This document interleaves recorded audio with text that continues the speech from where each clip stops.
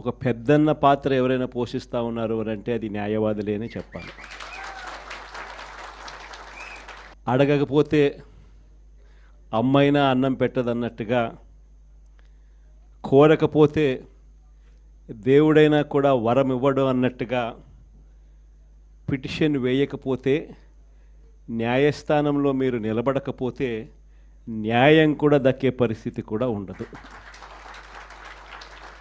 కలియుగం అన్నది ఏమిటి అన్నది ఈ చంద్రబాబు నాయుడు గారి పరిపాలన చూస్తే ఈ 14 నెలల్లో ఓహో ఇదేనా కలియుగము అని చెప్పి అనిపించే పరిస్థితి ఎవరికైనా కూడా అనిపిస్తుంది.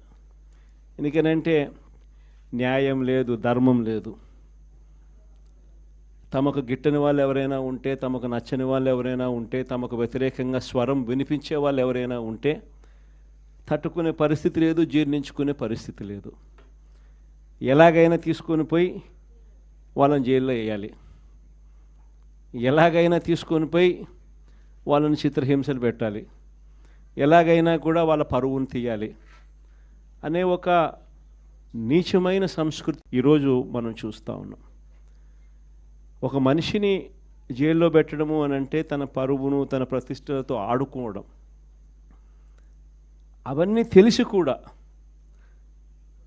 ఏ తప్పు చేయకపోయినా కూడా బురద వేసి తప్పు చేశాడు అని చెప్పి దానికోసం దొంగ సాక్ష్యాలను క్రియేట్ చేసి కేవలం వీళ్ళు పెట్టే ప్రలోభాలు, వీళ్ళు పెట్టే భయం తప్ప వేరే బేసి లేదు, వేరే సాక్ష్యము లేదు.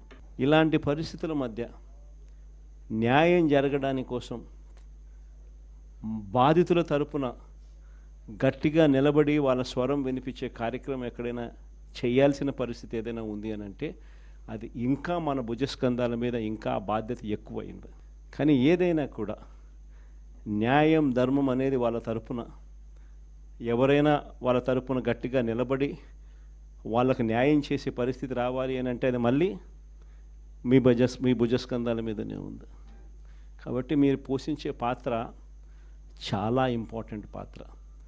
మరీ ముఖ్యంగా కష్టకాలంలో ప్రతిపక్షంలో ఉన్నప్పుడు వైఎస్ఆర్ పార్టీకి నిజంగా పెద్దన్నగా మీరు చేస్తూ ఉన్న పాత్ర ఎప్పటికీ కూడా పార్టీ మర్చిపోదని సందర్భంగా తెలియజేస్తాను. ఎవరికి కూడా ఊహించని విధంగా కూడా ఇంతకుముందు గతంలో ఎప్పుడు జరగని విధంగా కూడా లీగల్ కమ్యూనిటీకి మరీ ముఖ్యంగా ఫస్ట్ టైం లా కంప్లీట్ చేసుకొని తమ కాళ్ళ మీద తాము నిలబడడానికి సిద్ధంగా ఉన్న యంగ్స్టర్స్కు, యంగ్ లాయర్స్కు ప్రభుత్వం అప్పట్లో క్రమం తప్పకుండా సహాయ సహకారాలు అందిస్తూ లా నేస్తం పేరిట అండగా నిలిచిన చరిత్ర కూడా ఇంతకుముందు ఎప్పుడూ జరగల. అదొక్క వైఎస్ఆర్సీపీ ప్రభుత్వం వచ్చిన తర్వాత మాత్రమే ఆ చరిత్ర కూడా చూసాం.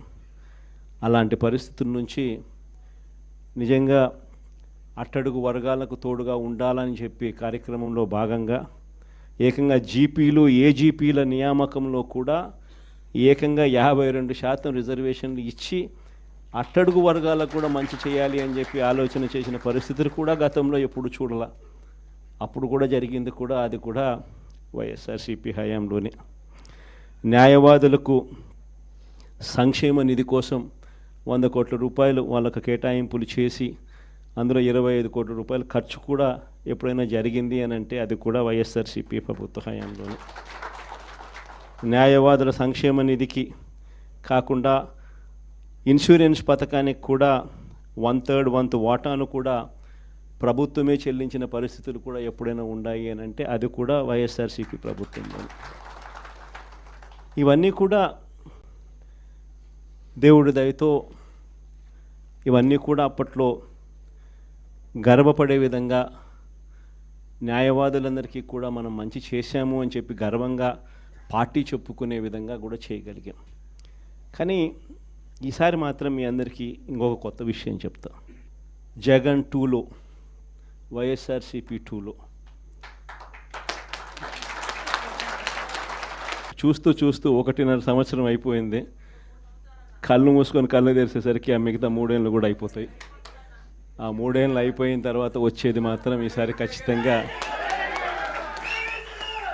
మన ప్రభుత్వమే వస్తుంది. ఎందుకనంటే ఇంతగా మోసాలు చేసిన పరిస్థితి ఇంతగా అబద్ధాలు చెప్పిన పరిస్థితి బహుశా ఈ రాష్ట్ర చరిత్రలో ఎప్పుడు కూడా మనం చూసి ఉంటాం. చివరికి లాయర్లకు కూడా మోసం చేసిన పరిస్థితులు కూడా మనం చూస్తూనే ఉన్నాం.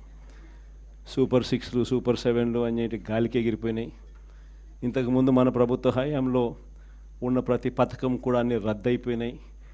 వీళ్ళు చెప్పిన హామీలన్నీ కూడా మోసంగా మిగిలిపోయిన పరిస్థితుల మధ్య ఒకవైపున అన్ని అబద్ధాలు మోసాలుగా కనిపిస్తూ ఉన్న పరిస్థితులు ఒకవైపున ఉంటే, మరోవైపున వ్యవస్థలన్నీ కూడా పూర్తిగా దిగజారిపోయిన పరిస్థితులే కనిపిస్తూ ఉన్నాయి. చదువుల రంగం తీసుకున్న, పేదవాడి ఆరోగ్యానికి సంబంధించిన రంగం తీసుకున్న, వ్యవసాయ రంగం తీసుకున్న, లా అండ్ ఆర్డర్ తీసుకున్న, గవర్నెన్స్లో ట్రాన్స్పరెన్సీ తీసుకున్న, ఏ రంగాన్ని తీసుకున్నా కూడా అన్ని రకాలుగా తిరోగమనమే కనిపిస్తుంది తప్ప ఈ రాష్ట్ర ప్రభుత్వంలో ఎక్కడా కూడా పురోగతి, అభివృద్ధి అనేది ఎక్కడా కనిపించని పరిస్థితి.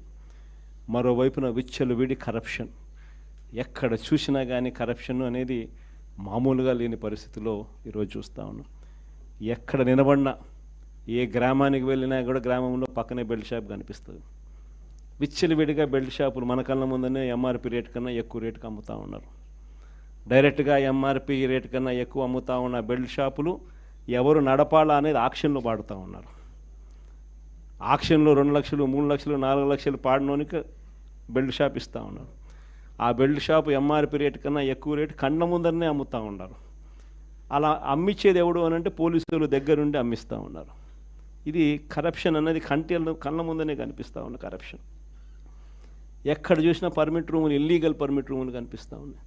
ఏ నియోజకవర్గం తీసుకున్నా కూడా ఇసుక అన్నది ఉచిత ఇసుక అంటున్నారు.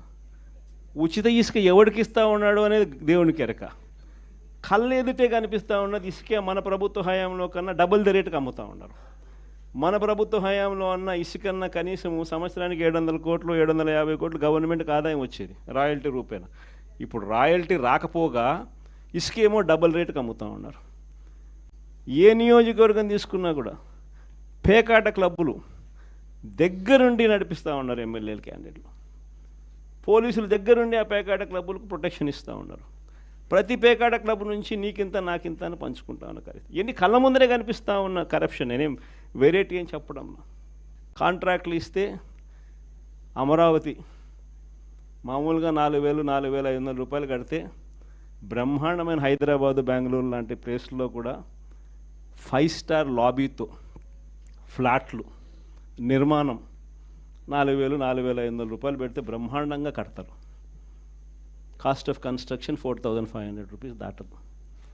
అమరావతిలో కాస్ట్ ఆఫ్ కన్స్ట్రక్షన్ 10,000 9,000.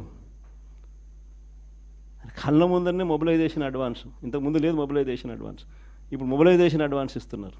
అంటే పనులు చేయకమునిపే 10% మొబిలైజేషన్ అడ్వాన్స్. మొబిలైజేషన్ అడ్వాన్స్ 10% ఇస్తున్నారు, అందులో 8% తీసుకుంటా ఉన్నారు. కళ్ళ ముందర కనిపిస్తూ ఉన్న కరప్షన్ ఇవన్నీ. పీపీఏలు ₹4.60. మన హయాంలో ₹2.49 మనం పీపీఏ చేస్తే నానా యాగి చేసినారు.